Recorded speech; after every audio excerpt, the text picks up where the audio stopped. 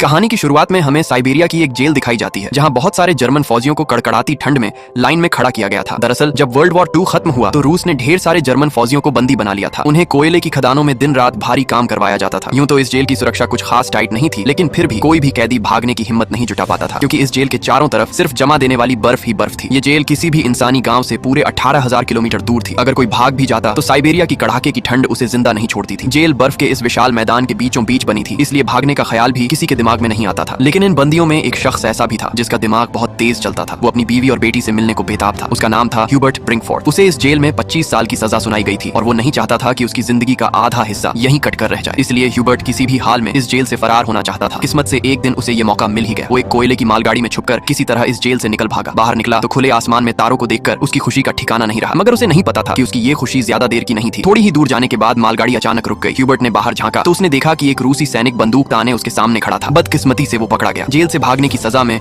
उसे एक खुली जेल के सेल में ठूंस दिया गया। यहाँ ठंड इतनी थी कि रात की बारिश ने उसकी हालत और पतली कर दी। उस सेल में उसे कुछ घंटे नहीं बल्कि पूरे 2 दिन गुजारने पड़े। 2 दिन गुजर जाने के बाद सुबह जेल का वार्डन उसके पास आया और उसे बाहर निकाला, मगर कोई सजा नहीं दी। बस इतना कहा, तुम्हारे साथी तुम्हारा इंतजार कर रहे हैं। उसे थोड़ी सी राहत मिली और जब ह्यूबर्ट अपने साथियों के पास पहुंचा तो वो सब डंडे और लाठियां लिए उसका इंतजार कर रहे थे। वो सब ह्यूबर्ट से बहुत गुस्सा थे, क्योंकि उसके भागने की वजह से पिछले 2 दिनों से उन्हें भी खाना नहीं मिला था। अब ह्यूबर्ट को वार्डन की बात का मतलब समझ आया। तभी बाकी कैदियों ने उस पर हमला बोल दिया और लाठी डंडों से उसकी अच्छी खातिरदारी कर डाली। इस पिटाई में ह्यूबर्ट इतना घायल हो गया कि उसे जेल के अस्पताल में भर्ती करना पड़ा। जेल का डॉक्टर भी एक जर्मन कैदी था। जैसे ही ह्यूबर्ट को होश आया उसने डॉक्टर से कहा, मैं फिर से जेल से भागना चाहता हूं और तुम्हारी मदद चाहिए। डॉक्टर उसकी हिम्मत देखकर हैरान रह गया कि इतना सब सहने के बाद भी ये बंदा नहीं रुका। एक जर्मन फौजी होने के नाते उसने ह्यूबर्ट को समझाया, इस जेल से जिंदा भागना मुमकिन नहीं है और अगर तुम यहाँ से भाग भी गए तो बाहर की कड़कती ठंड तुम्हें खत्म कर देगी। मगर सच ये भी है कि अगर तुम नहीं भागे तो भी तुम्हारा यहाँ मरना तय है। कोयले की खदानों में कार्बन इतना ज्यादा है कि वो हवा के साथ तुम्हारे शरीर में घुस चुका है और कैंसर जैसी खतरनाक बीमारियां तुम्हें हो सकती हैं। इसलिए डॉक्टर ने कहा, तुम्हें एक आखिरी बार भागने की कोशिश जरूर करनी चाहिए। फिर उसने अपने सारे गर्म कपड़े,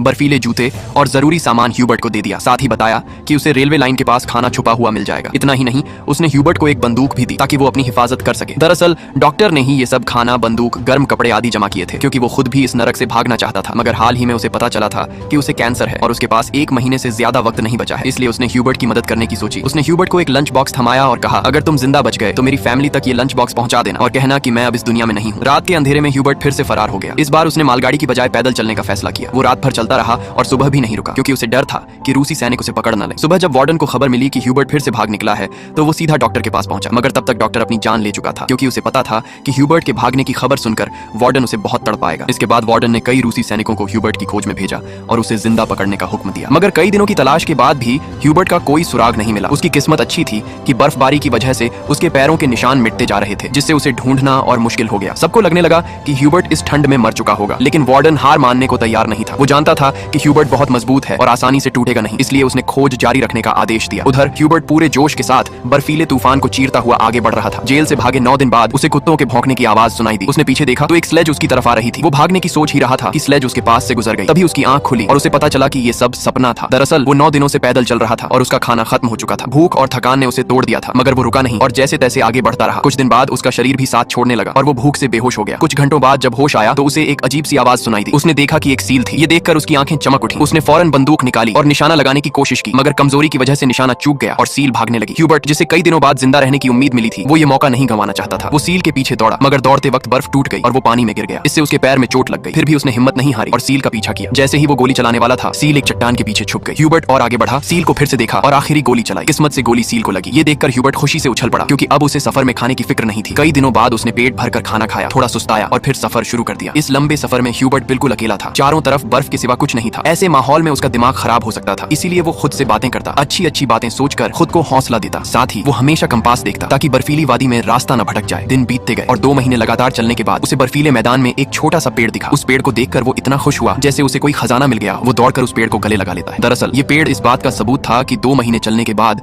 वो बर्फीला इलाका पार कर चुका था और अब जंगल शुरू होने वाला था। थोड़ा और चलने पर वैसा ही हुआ। जंगल शुरू हो गया और बर्फ का इलाका खत्म। जंगल में वो बहुत खुश था। उसने लकड़ियां इकट्ठा की, आग जलाई और कई महीनों बाद पहली बार चैन से सोया। मगर अगला दिन उसके लिए आरामदायक था या नहीं, ये कोई नहीं जानता। इधर वार्डन अभी भी ह्यूबर्ट की तलाश में था। उसने अपनी सर्च पार्टी को 700 किलोमीटर के दायरे में खोजने का हुक्म दिया। उधर ह्यूबर्ट जंगल से गुजर रहा था कि अचानक एक बर्फीला तूफान आ गया। तूफान इतना तेज था कि बड़े बड़े पेड़ उखड़कर गिरने लगे। ह्यूबर्ट जैसे ही आगे बढ़ने की कोशिश करता है, एक विशाल पेड़ उस पर गिर पड़ता है। उसकी किस्मत अच्छी थी कि शाम को 2 लोग वहां से गुजरे जो सोना ढूंढ रहे थे। उन्होंने ह्यूबर्ट को देखा और उसकी जान बचा ली। इसके बाद तीनों एक साथ आगे बढ़े और कई दिनों के सफर के बाद बर्फीले मैदान से बाहर निकल आए। रास्ते में उन्हें एक नदी मिली। उसे पार करने करने के लिए उन्होंने लकड़ी की नाव बनाई। नदी पार करते वक्त वो आपस में गप्पे मारने लगे, बचपन के किस्से सुनाने लगे। लेकिन तभी नदी का बहाव तेज हो गया और नाव बेकाबू होने लगी। एक साथी का संतुलन बिगड़ा और वो पानी में जा गिरा। उसे तैरना नहीं आता था और वो डूबने लगा। ये देखकर ह्यूबर्ट ने पानी में छलांग लगाई और किसी तरह उसे किनारे तक लाकर उसकी जान बचा ली। मगर उनका दूसरा साथी उन्हें डूबने के लिए छोड़कर अकेला आगे बढ़ गया। वो साथी बहुत लालची था, उसे लगा कि दोनों मर गए होंगे और उसने अपने दोस्त का सोना भी हड़प लिया। थोड़ी देर बाद जब ह्यूबर्ट और दूसरा आदमी टेंट तक पहुंचे तो उस आदमी को अपने दोस्त पर बहुत गुस्सा आया। उसने अपने लालची साथी को गोली मार दी। इसके बाद ह्यूबर्ट और वो आदमी सामान उठाकर आगे बढ़े। वो दोनों कई महीनों तक इस उम्मीद में चलते रहे कि कोई इंसानी बस्ती मिल जाए। लेकिन सर्दियां फिर से आ गई और जंगल बर्फ की चादर से ढक गए। उस आदमी का सामान बहुत भारी था जिससे उसे बर्फ में चलने में दिक्कत हो रही थी। ये देखकर ह्यूबर्ट ने उसका बोझ कम करने की कोशिश की और कहा, थोड़ी देर के लिए अपना सामान मुझे दे दो। मगर उस आदमी को शक हुआ कि शायद ह्यूबर्ट उसका सोना चुराना चाहता है। उसने ह्यूबर्ट पर हमला किया और उसे धक्का देकर नीचे गिरा दिया, जिससे ह्यूबर्ट बेहोश हो गया। जब ह्यूबर्ट को होश आया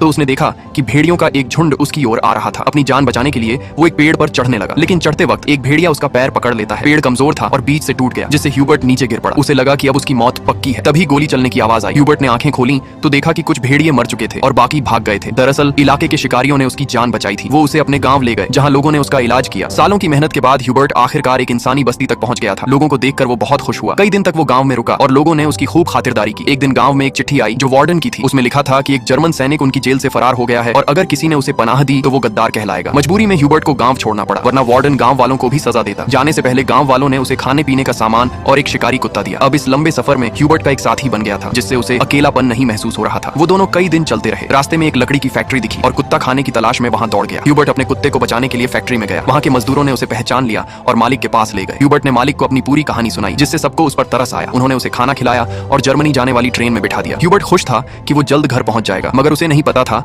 कि फैक्ट्री के मालिक ने वार्डन को उसकी खबर दे दी थी। वार्डन अपने सैनिकों के साथ स्टेशन पर उसका इंतजार कर रहा था, लेकिन स्टेशन पहुंचने से पहले ह्यूबर्ट ने दूर से रूसी सैनिकों को देख लिया और मौका पाकर ट्रेन से कूदकर भाग निकला। मगर रूसी सैनिकों ने उसे देख लिया और पीछा करने लगे। ह्यूबर्ट ने जल्दी से पटरियां पार की, लेकिन अचानक वार्डन सामने आ गया। ये देखकर ह्यूबर्ट का दिल डूब गया, क्योंकि उसे लगा कि उसकी सालों की मेहनत बेकार हो गई। लेकिन तभी उसके कुत्ते ने वार्डन पर हमला कर दिया और उसे काट लिया। इससे ह्यूबर्ट को फिर से भागने का मौका मिल गया। वो पूरी ताकत से भागा, लेकिन तभी गोली चलने की आवाज आई। पीछे मुड़कर देखा तो उसका कुत्ता मर चुका था। ये देखकर उसे बहुत दुख हुआ, लेकिन वो रुका नहीं और पूरी ताकत से आगे बढ़ता रहा। फिर वो एक पुल पर चढ़ा और नीचे से गुजर रही ट्रेन पर कूदकर भाग निकला। इस तरह वो एक बार फिर वार्डन के चंगुल से बच गया। दिन बीतते गए और ह्यूबर्ट धीरे धीरे अपने सफर में आगे बढ़ता रहा। देखते ही देखते 1922 आ गया। जेल से भागे उसे 7 साल हो चुके थे। वो सेंट्रल एशिया में था और एक गांव के मेले में इधर उधर घूम रहा था। मेले में उसने तरह तरह की खाने की चीजें देखी। उसका मन तो खाने को कर रहा था, लेकिन जेब में एक पाई भी नहीं थी। वो दिल पर पत्थर रखकर आगे बढ़ गया। मेले में एक जासूस जैसा आदमी था जिसने ये सब देख लिया। ह्यूबर्ट एक चर्च में गया और वो आदमी उसका पीछा करते हुए वहां पहुंच गया। दरअसल वो आदमी भी कभी कैदी था, इसलिए उसने ह्यूबर्ट को पुलिस के हवाले नहीं किया और उसकी मदद करने की कोशिश की। वो ह्यूबर्ट को अपने घर ले गया, जहां ह्यूबर्ट ने कई साल बाद शेव की और अपने पुराने रूप में वापस आया। फिर उस आदमी ने ह्यूबर्ट को एक नया पासपोर्ट दिया ताकि वो रूस की सीमा पार करके जर्मनी पहुंच सके। ह्यूबर्ट उसकी मदद से बहुत खुश हुआ। जाने से पहले उसने उसका शुक्रिया अदा किया और रूस जर्मनी की सीमा की ओर निकल पड़ा। कुछ हफ्तों बाद ह्यूबर्ट सीमा तक पहुंच गया। उसने वहां मौजूद रूसी सैनिक को अपना पासपोर्ट दिखाया। उसे डर था कि कहीं सैनिक उसे पहचान न ले या उसका जाली पासपोर्ट पकड़ा न जाए, मगर किस्मत से ऐसा कुछ नहीं हुआ और सैनिक ने उसे सीमा पार करने की इजाजत दे दी। ये देखकर ह्यूबर्ट इतना खुश हुआ कि वो अपनी हंसी नहीं रोक पाया। आखिरकार वो उस पुल पर पहुंच गया जिसे पार करते ही वो जर्मनी में होगा। लेकिन आधे रास्ते में एक तेज रोशनी उसकी आंखों पर पड़ी। जब उसने आंखें खोली तो सामने वार्डन खड़ा था। ह्यूबर्ट ने पीछे देखा, वो अभी भी रूस की जमीन पर था, यानी वार्डन उसे गिरफ्तार कर सकता था। उसका दिल टूट गया क्योंकि उसकी सालों की मेहनत अब बर्बाद होने वाली थी। लेकिन तभी कुछ ऐसा हुआ जिसकी उम्मीद ह्यूबर्ट को भी नहीं थी। वार्डन ने उसका रास्ता छोड़ दिया और उसे आगे जाने दिया। पहले तो ह्यूबर्ट को यकीन नहीं हुआ, लेकिन फिर उसने हिम्मत की और आगे बढ़ा। दरअसल वार्डन ह्यूबर्ट की जिंदा दिली और हिम्मत से बहुत प्रभावित था, इसलिए उसने उसे गिरफ्तार नहीं किया और अपने देश लौटने दिया। तभी वार्डन ने कहा, ये जंग बस 2 सैनिकों के बीच थी, एक मैं एक तुम, और तुम जीत गए, जा अपनी जिंदगी जी लो। आखिरकार ह्यूबर्ट ने सीमा पार की और जर्मनी पहुंच गया। फिर वो अपने घर के पास पहुंचा, जहां उसने अपनी बेटी और पत्नी को देखा। थोड़ी देर बाद वो दोनों चर्च जाने के लिए निकले तो ह्यूबर्ट भी उनके पीछे पीछे चर्च पहुंच गया। उसने अपनी बेटी को अभी तक आवाज नहीं दी थी, क्योंकि उसे यकीन था कि उसका पिता एक दिन जरूर आएगा। जब उसकी बेटी ने पीछे मुड़कर देखा तो उसने अपने पिता को पहचान लिया और दौड़कर उसे गले लगा लिया। इतने सालों बाद ह्यूबर्ट को जिंदा देखकर उसकी पत्नी की खुशी का ठिकाना नहीं था। आखिर में तीनों ने एक दूसरे को गले लगाया और इस सच्ची कहानी पर बनी फिल्म यहीं खत्म हो गई। उम्मीद है आपको ये कहानी पसंद आई होगी। इसी ही और वीडियो के लिए हमारे चैनल को जरूर विजिट करें।